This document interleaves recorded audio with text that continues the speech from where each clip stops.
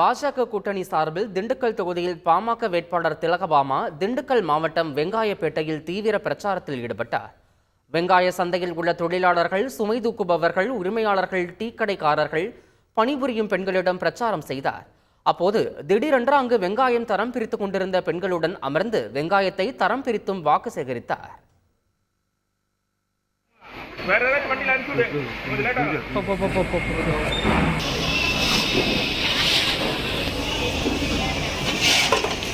Madam madam madam வெங்காயம் அள்ளி போடுங்க.